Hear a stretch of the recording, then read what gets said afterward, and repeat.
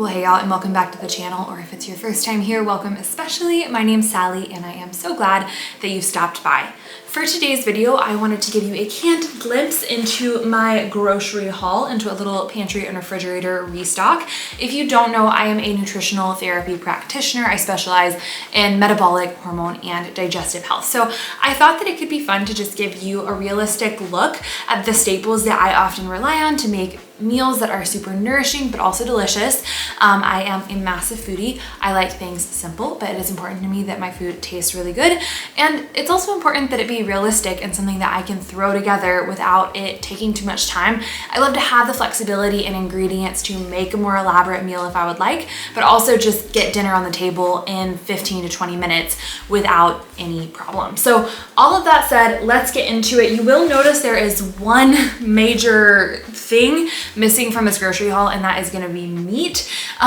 We have a freezer full of meat right now. We have been very blessed. Thomas Farms, you may have seen this on my Instagram story if you follow me over there. They blessed us with a massive box, or like 2 boxes of steaks and grass-fed ground beef. And we just have some other things in the freezer as well, so I didn't need to get any meat. This is how we kind of dress it up, get those carbs in, get other fats in, all of the micronutrients, of course. But let's start off with a banger, and this is going to be our raw milk. We love the Paradise Grove A2 dairy. It is grass-fed. The cows are pastured. Of course, when we're talking about drinking raw milk, we are not ever suggesting that you drink raw milk from conventional dairies. That's a completely different ballgame than cows that are healthy and raised on pasture. I just get so irritated when that's the comparison that's drawn, because like no one in their right mind is gonna argue that we should just start drinking raw milk from cows that are in factory farms. But this is something that goes in my coffee every day. I'll often drink on its own. It's honestly affordable enough. I feel so fortunate to live in a place where I can say it's affordable enough just to use in my recipes, and I'm not buying separate milk that's already been pasteurized. It's phenomenal. It's full of enzymes, it's full of nutrients. You probably, if you're here, don't need me to tell you about the benefits of raw milk. And then this over here is a bit of a treat. It is Christmas time. Clover Leaf Creamery is another one that is local to us in Boise, and it is low temp pasteurized is the approach they take. So if you also are someone who is like new to the world of raw dairy, feels a little concerned about it, you could try Cloverleaf, although I will say that I believe their cows are Holsteins, which means it's not A2, which means it's a little bit harder to digest, so I wouldn't rely on Cloverleaf dairy if you are looking to like raw or less processed milk, we'll say, to help with dairy sensitivities, if that makes sense. But this, my friends, is some eggnog. We thought it would be a fun way to celebrate the season, and they had overall really clean ingredients, at least compared to everything else we have found. Whole milk eggnog powder, I don't exactly know what that means, but I'm assuming it is egg yolk powder, cane sugar, non-fat dry powdered milk, and that is it. We, as you can see, already sampled a little bit, and it's very tasty.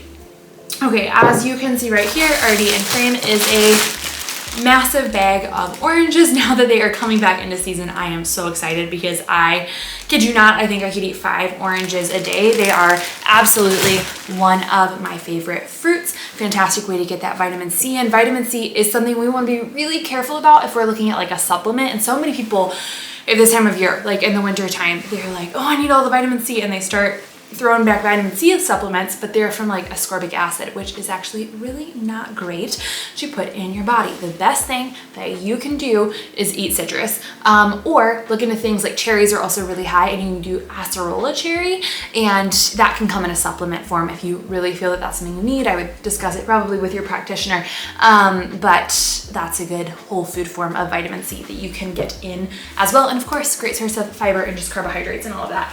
Here I just have some romaine lettuce, nothing too fancy.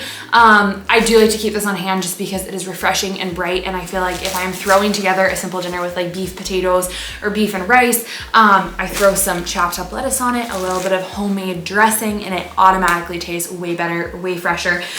There's not a ton of fiber in this. It doesn't really add much to the ballgame in that respect, but I really enjoy it. So there's that. We have some avocados here. Avocados are one of those things that are definitely not going to be local, and they're really not going to be seasonal, but I really do love them.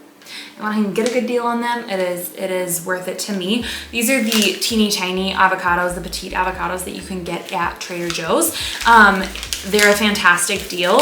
They're honestly not even that teeny tiny these days. They're definitely smaller than the ones they sell individually, but I think it's like $4.49 and you get 6 of these avocados. I really like them because they are a fantastic way to get a lot of fiber into your diet, which is something I really try to focus on, is getting fiber that is still in more easy to digest forms and to help support, of course, my gut microbiome, to support just my hormone health as a whole, because you have to have enough fiber in order for it to bind to bile. I'm saying this in a weird way. Fiber is necessary for excess hormones to be excreted from your body because it binds to bile and those hormones are in bile and we want it out. Love avocados. Okay. Back here, the other big bag of produce is going to be a massive thing of potatoes. These are just russet potatoes, and they're definitely local. We are in Idaho after all, but we love potatoes. We eat them many times a week. Lately, almost every day. They are a fantastic source of carbohydrates. They are fantastic in terms of their potassium content. They also have a good amount of fiber in them. And they're so easy and delicious, and you can make them in so many different ways. So we'll often get the russets. We'll sometimes get golden potatoes, whatever looks good, but often we just get the best deal on the russets. So that's what we stick with. Okay. Over here, as I'm reaching across the table, I have some sauerkraut. This has pickles in it too. It is so good. This is the one from Trader Joe's. This is, of course, great to have on hand and eat consistently. I think that sauerkraut is the best probiotic you can get, better than just about any probiotic supplement you could take because of the number of different types of bacteria that are in sauerkraut. But we have it this week, especially my husband has had to be on some anti-inflammatories for some stuff going on right now with his knee, and that's not necessarily ideal when we consider the production of an enzyme called DAO, which is in your digestive tract, and it helps you to break down histamine, something that a lot of people have issues with, and it's kind of a catch-22. I will say, if you are in the midst of having a histamine problem, you're probably not going to be able to tolerate sauerkraut very well. So maybe don't start with that. But as a preventative measure, when you are taking something that may interfere with histamine breakdown, and DAO being a key aspect of histamine breakdown, including sauerkraut, including these probiotic foods, can be a great way to help your body function as it should be.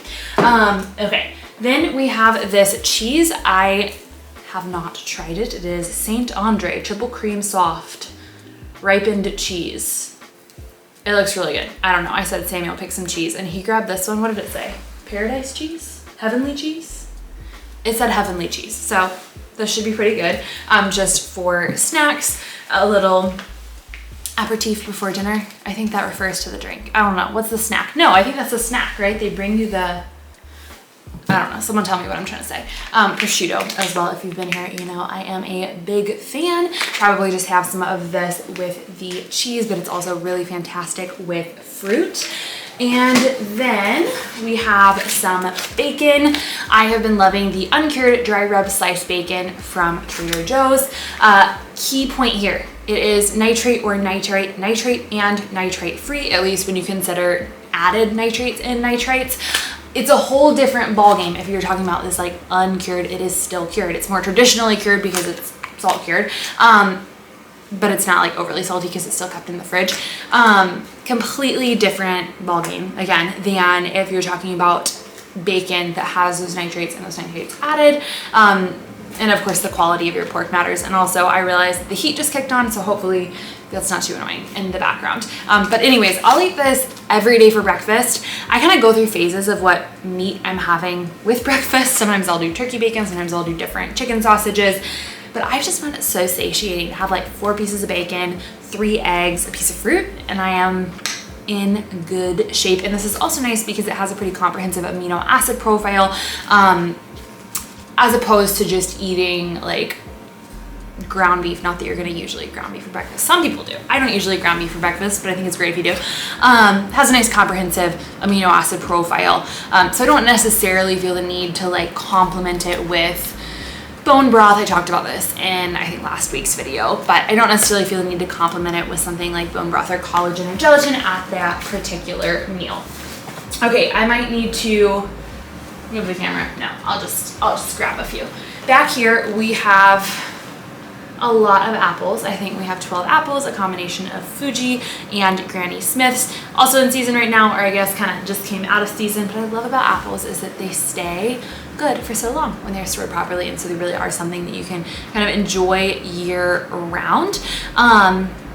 Really delicious. I think just have them with breakfast, have them for a snack, have them for any meal, and a phenomenal source of fiber, of course. I have 1 lemon. This goes into any dressings I make, just squeeze it into a lot of different recipes. Back here we have some bananas. We really like to just keep, this is a bunch of bananas. We really like to keep bananas on hand just for a quick snack, quick source of carbohydrates if you are in a pinch, and getting hangry. There they are, you can grab a banana. And then of course we have, kicking the table, so many eggs.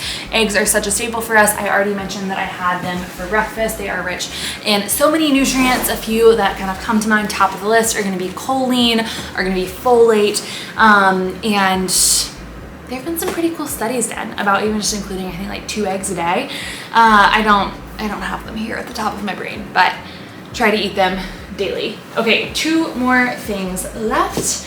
This is just fun. Both of these are just fun. This is the candy cane green tea from Trader Joe's. It is a seasonal item. It's also decaf. I don't know how high quality is in terms of the processing, but it's something I really enjoy, especially in the evenings. It's nice before bed if I want a cozy drink to sip on, but of course do not want to caffeinate myself. And then lastly, I haven't tried this yet, but I am super excited because I've heard so much about it. And it was on sale at the Co-op today, so I figured I would grab it. But it is the Honey Mama's chocolate bar. This one is sesame citrus. And in case you're not familiar with these, they are made of, I'll read you all the ingredients: organic raw honey, organic sesame seeds, and the different flavors have different specific ingredients, but organic, unrefined coconut oil, organic, alkalized cocoa powder, cacao nibs, Himalayan pink salt, vanilla extract, tangerine oil, and yeah, that's it. So just 8 ingredients, and I've heard they're really delicious, so I will look forward to having this as a treat in the week to come. But that is it for today's video. I hope you enjoyed the random little grocery haul, and that it actually wasn't super random and rather gave you some ideas for staples, how to build your meals. As you can see, these are all really simple foods with the exception of a few fun treats like the Honey Mama's chocolate bar and like the eggnog, but they're really simple foods.